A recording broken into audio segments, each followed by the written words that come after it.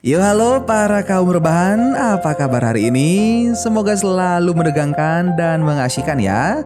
Kalaupun ada masalah, nikmati sajalah, oke? Siapa di antara kalian yang gak mau banyak intro di awal dan pengen langsung dengar ceritanya?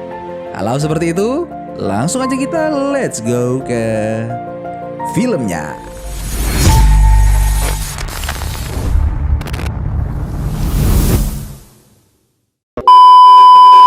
Film diawali dengan memperlihatkan sebuah barak angkatan darat Inggris di Cork, Irlandia pada tahun 1905. Para tentara bersaing berburu rusa yang akan dikirim ke pesta akbar Archduke Ferdinand. Perburuan ini dimenangkan oleh Percy Fawcett, seorang tentara pangkat mayor yang berprestasi namun kemajuan karirnya sangat lambat akibat garis keturunan leluhurnya. Hal ini juga berpengaruh pada saat pesta akbar Archduke berlangsung, di mana Percy tidak diajak untuk menikmati rusa yang ia menangkan. Spoken too soon. Scene berpindah ke London pada bulan Maret tahun 1906. Percy sedang bertugas menghadiri perkumpulan geografis kerajaan. Di sana ia bertemu dengan Sir George Joldy, yaitu Direktur RGS Royal Geographical Society dan sekretarisnya John Scott Kelty. Percy ditawarkan untuk menjalankan misi melakukan pemetaan di Bolivia, sebuah wilayah primitif yang terletak di Amerika Selatan. Di sana terdapat perkebunan karet yang sedang menjadi sengketa antara Bolivia dan juga Brazil. Jika Percy berhasil menjalankan tugasnya, maka kelanjutan karirnya akan dipertimbangkan dan ia bisa kembali membangun nama baik keluarganya. Sebelum berangkat ke Bolivia, Percy kembali ke Cork dan berkumpul bersama Nina dan Jack, istri dan anaknya.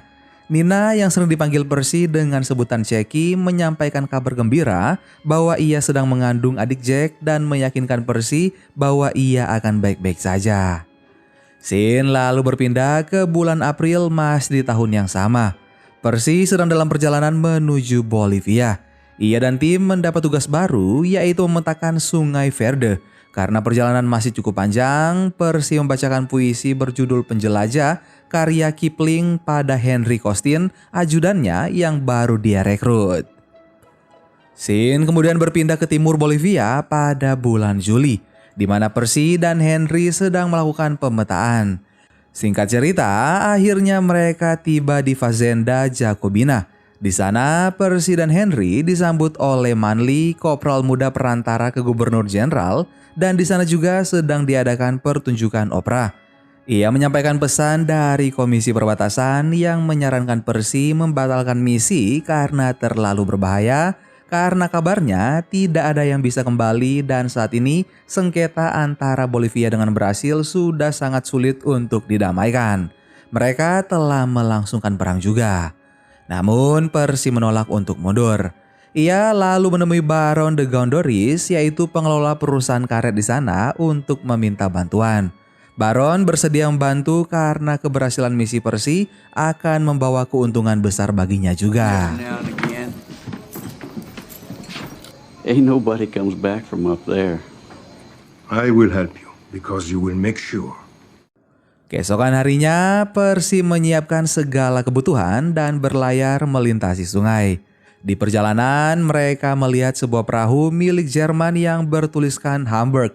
Terlihat ada seseorang juga di sana. Namun saat mereka terfokus pada perahu itu, tiba-tiba saja mereka dihujani panah dari pinggiran sungai. Dan beberapa orang tertembak panah dan juga Percy sempat terperangkap di bawah air sungai yang dipenuhi piranha. Beruntungnya Percy berhasil selamat.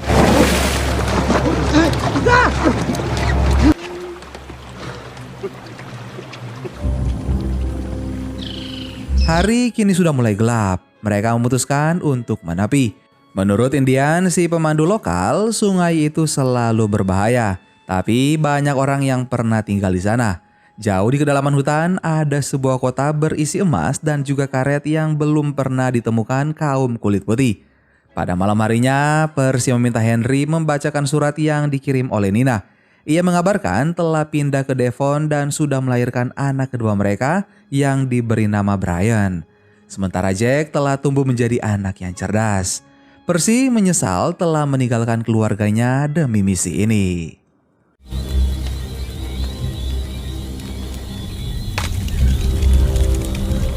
I'd like you to read this to me if you can. Keesokan harinya, perjalanan mereka kembali berlanjut. Persediaan makanan Percy dan kawan-kawan hampir habis. Sempat terjadi keributan dalam situasi ini, tapi untungnya Henry bertindak cepat.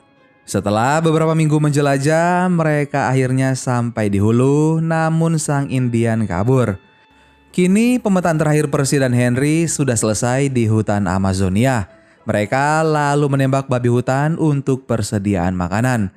Mereka juga menemukan banyak sekali tembikar dan barang-barang antik berserakan di tanah yang membuktikan perkataan Indian benar bahwa banyak orang pernah tinggal di sana, selain orang kulit putih. Percy dan kawan-kawan pun pulang dan misi mereka sukses. Kepulangannya disambut dengan meriah. Percy lalu kembali berkumpul dengan istri dan anak-anaknya. Are you my father? Let's go home. Scene lalu berpindah ke tanggal 6 Februari tahun 1911, di mana Percy sedang berpidato. Ia menyebutkan Amazonia berisi peradaban yang terselubung. Semua audiens di sana menganggapnya lelucon. Percy mengungkapkan bukti yang ia temukan tentang penemuan kota yang hilang. Tulisan seorang tentara Portugis di tahun 1753. Kutipan dalam tulisan tersebut berbunyi, "Kami temukan reruntuhan sebuah kota kuno berhiaskan emas. Berikut jalan, kuil, simbol kuno yang disebut dengan Lost City Jet." Percy bertekad untuk kembali ke sana. Semua orang pun berdiri bertepuk tangan. As I accept that challenge,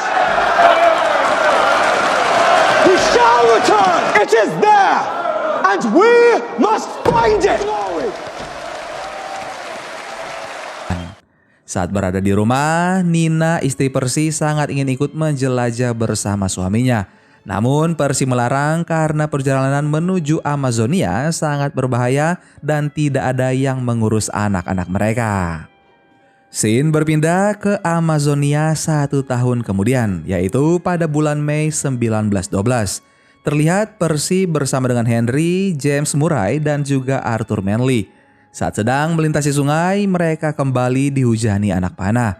Percy memerintahkan untuk tidak menyerang balik, melainkan berlindung di tepi sungai. Ia kemudian meminta Manley memainkan musik Soldiers of the Queen dan menyanyikan bersama. Perlahan-lahan panahan mulai mereda. Percy lalu mendekati warga yang diketahui adalah warga suku Indian Guarani untuk menandakan bahwa ia tidak bermaksud menyakiti mereka. Ia pun berhasil bernegosiasi, lalu diajak untuk menemui kepala suku. Murray agak syok melihat tubuh manusia yang sedang dibakar untuk disantap. Namun kepala suku mengatakan itu adalah tubuh warga mereka yang sudah meninggal. Mereka meyakini arwah mayat akan masuk ke tubuh mereka jika dimakan. Percy pun ingin Murray, Manley, Henry, dan dirinya sendiri untuk sementara berbaur dengan tradisi suku Indiana Guarani agar lebih mudah mendapatkan informasi. Percy dan kepala suku saling bertukar hadiah. Ia juga mengutarakan keinginannya untuk mencari peradaban. Kepala suku berkata ia pernah mendengar rumor, namun ia sendiri juga kurang yakin dengan kebenarannya. Mereka harus terus ke hulu untuk menemui orang yang bisa membantu. Anak kepala suku kemudian menunjukkan bagaimana mereka menangkap ikan. Henry merasa takjub melihat bagaimana warga suku ini tidak membunuh yang tidak seharusnya. Merekalah yang melestarikan hutan tanpa diketahui orang luar. Pada sore harinya, Murray ditemukan terluka dan ia sudah memakan sebagian perbekalan tim. Scene berpindah pada keesokan harinya. Kini mereka melanjutkan perjalanan dengan menggunakan rakit. Arus sungai yang sangat deras membuat mereka kesulitan. Sepertiga persediaan makanan mereka hanyut terbawa arus. Percy dan kawan-kawan pun beristirahat di dalam hutan. Luka pada kaki Murray sudah semakin menginfeksi. Ia pun sudah mulai meracau.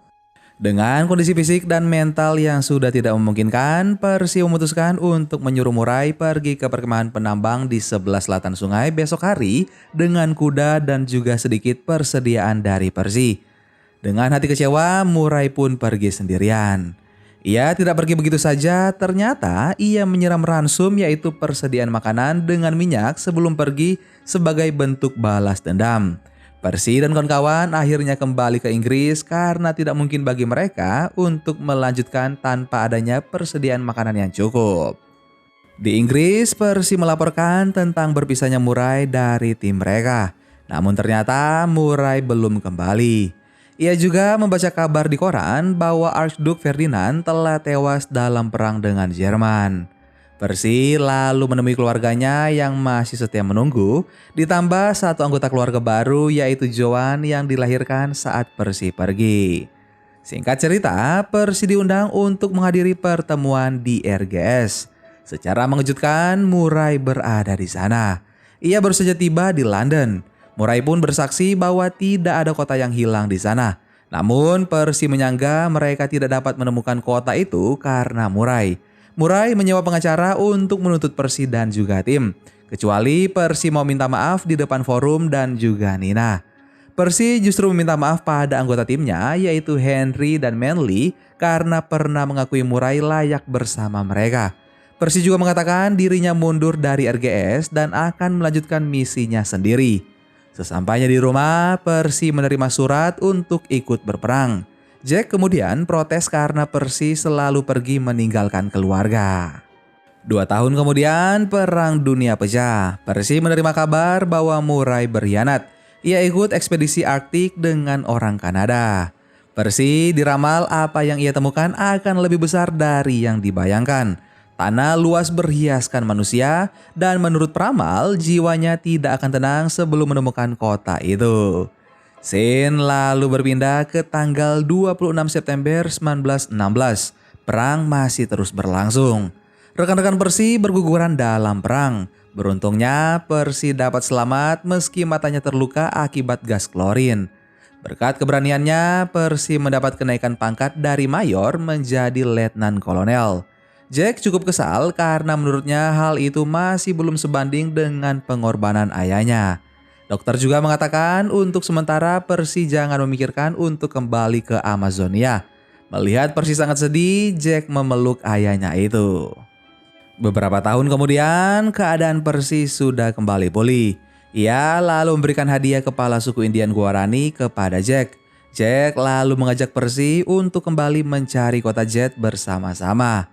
Percy merasa dirinya sudah tua, namun Jack terus meyakinkannya. Setelah Percy mulai luluh, Jack kemudian meyakinkan ibunya. Walau cemas, Nina mengizinkannya. Sayangnya Henry sudah tidak bersedia untuk ikut karena ia sudah berkeluarga dan terkendala soal biaya. Pada 3 Desember 1924, Percy mengadakan konferensi pers bersama Jack untuk mengabarkan misinya. Ia menolak bantuan dana dari RGS. Misi kali ini sepenuhnya didanai oleh sebuah konsorsium koran Amerika dan Tuan John D. Rockefeller Jr. Percy berjanji pada Kelty akan mengirimkan kompas yang selalu ia bawa selama puluhan tahun sebagai tanda jika ia menemukan kota Jet dan tinggal di sana. Scene kemudian berpindah di mana Percy dan Jack pun berpamitan. Nina, Brian, dan Joan melepas mereka dengan haru. Di perjalanan, orang-orang yang mereka temui bersorak memberi dukungan. Singkat cerita, Percy dan Jack sudah melewati separuh perjalanan menuju kota Jet pada bulan April tahun 1925. Mereka menemukan lokasi opera di Fazenda Jacobina yang sudah hancur. Percy lalu mengirimkan surat pada Nina. Anggota timnya banyak yang kembali ke rumah, menyisakan Percy dan Jack saja. Jack masih menjelajah dengan penuh semangat. Ia juga bertemu lagi dengan suku Indian Guarani yang mengisahkan gua yang sama sekali tidak diketahui oleh siapapun di luar suku mereka. Mereka menceritakan ada sebuah batu besar di sana yang terlingkupi gambar banyak pria dan juga kuda.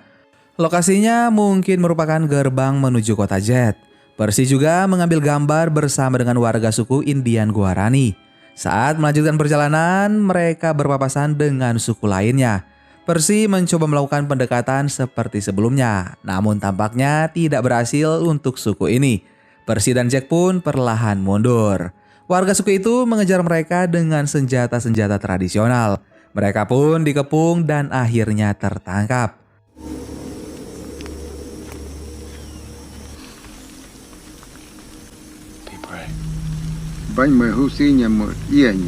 Pada malam harinya, suku itu mengadakan sebuah ritual. Percy dan Jack hanya bisa pasrah. Mereka diberi sebuah ramuan dan kemudian Jack mulai menangis.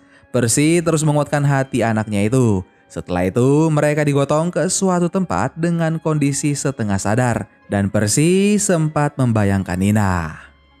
Scene berpindah di mana kini beberapa tahun telah berlalu. Nina mendatangi kantor RGS dan menyampaikan bahwa ada seorang pria Brazil yang melihat Percy dan Jack yang tinggal bersama suku Indian. Mereka masih hidup. Menurutnya, mereka mengklaim telah menemukan kota Jet.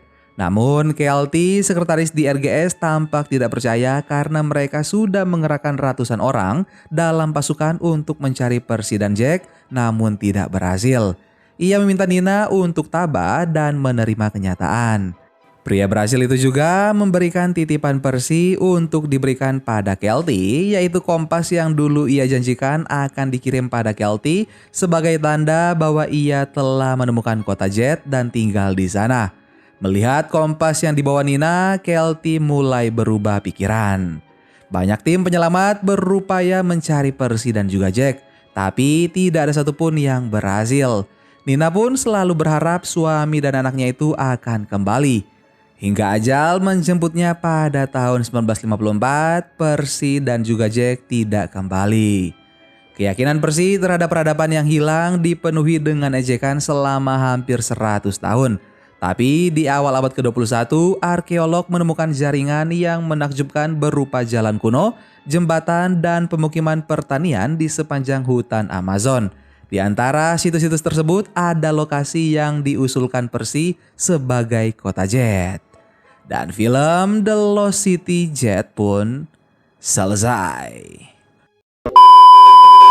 Gimana guys film kita kali ini? Silahkan kalian komen di bawah ya. Terima kasih banyak buat kalian yang sudah nonton video ini sampai akhir. Sampai ketemu lagi bareng Mimin Guanteng di film-film selanjutnya. Dan jangan menyerah atas impianmu. Impian memberimu tujuan hidup. Ingatlah, sukses bukan kunci kebahagiaan. Kebahagiaanlah kunci sukses. Semangat. Dadah.